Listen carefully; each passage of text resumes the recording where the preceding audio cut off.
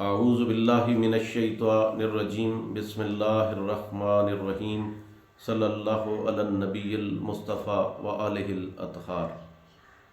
नाज़रीन कराम, आज की इस नशिस्त में हम मुख्तसरन चाँद ग्रहण और सूरज ग्रहण के मुतल्लिक़ बात करेंगे। जैसा कि आप जानते हैं कि जदीद साइंस ने सूरज ग्रहण और चाँद ग्रहण के मुतल्लिक़ सारी बात वजाहत के साथ बयान कर दी है और हर बंदा जानता है कि सूरज ग्रहण कैसे होता है और चाँद ग्रहण कैसे होता है।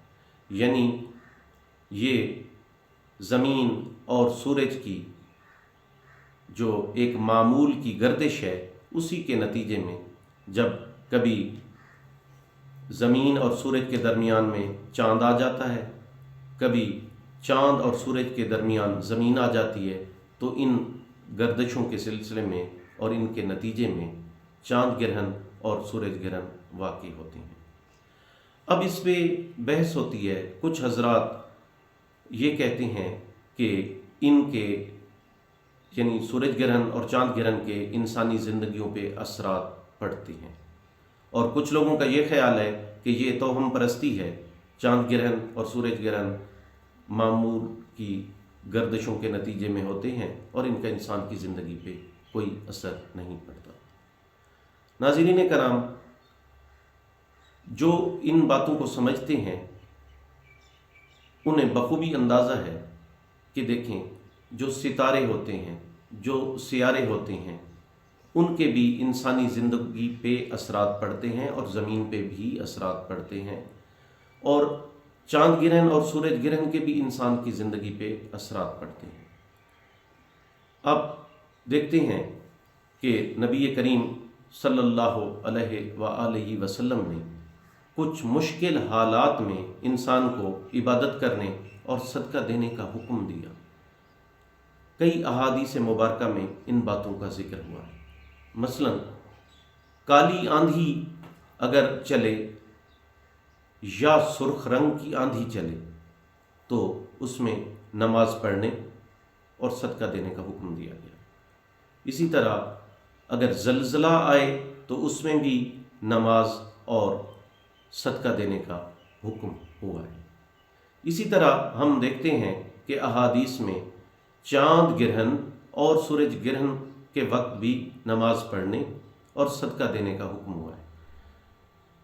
इसका मतलब है कि जैसे ज़लज़ला, काली आंधी, सुर्ख आंधी या कोई और मुसीबत वो एक मुसीबत है, तो फिर इंसानों के लिए चाँद ग्रहण और सूरज ग्रहण में भी कोई मुसीबत यकीनन पोशीदा है। वरना उन मुसीबतों के वक्त, उन मुश्किलात के वक्त इबादत और सदका का हुक्म है। अगर ये एक मामूल की गर्दिशें हैं तो फिर इनमें सदका और नमाज का हुक्म ना दिया जाता।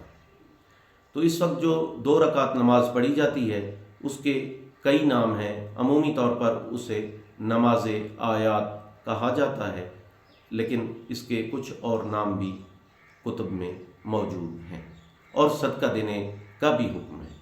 और हमारे अपने मुशाहिदात में है कि वाकई ये चाँद ग्रहण और सूरज ग्रहण इंसानों के मामलात पे असर डालते हैं, और ये असर हमेशा नेगेटिव होता है, मनहूस असरात डालते हैं, और बिलखसूस हमला ख़वातीन में ये मामलात ज़्यादा पेचीदगियाँ पैदा करते हैं, और शिक्म मादर में मौजूद बच्चे के ऊपर भी इसके असरात पड़ते हैं।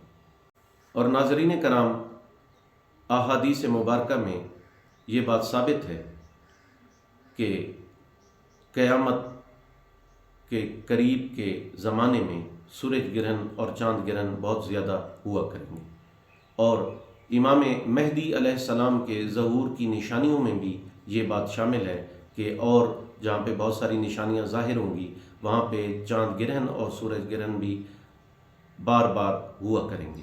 तो इसका मतलब है कि वाकई इसमें कुछ ऐसी पोशीदा बातें हैं। बेशक ये मामूल की चाँद और ज़मीन की गर्दिश का नतीजा भी है, लेकिन इसके साथ कुछ और बातें भी वाबस्ता हैं। हम बतौर मुसलमान न किसी तोहम परस्ती का शिकार हैं और ना ही हमें होना चाहिए, मगर جیسے ہمارے نبی مکرم صلی اللہ علیہ وآلہ وسلم کے فرامین موجود ہیں، تو اس سے گھبرانے کی قطعاً ضرورت نہیں، مگر نماز بھی پڑھنی چاہیے، نماز آیات پڑھنی چاہیے اور صدقہ بھی دینا چاہیے تاکہ ہم ان کے مضر اثرات سے محفوظ رہ سکیں۔ والسلام۔ اللہ پاک آپ کو ہمیشہ اپنی حفظ و امان میں رکھے۔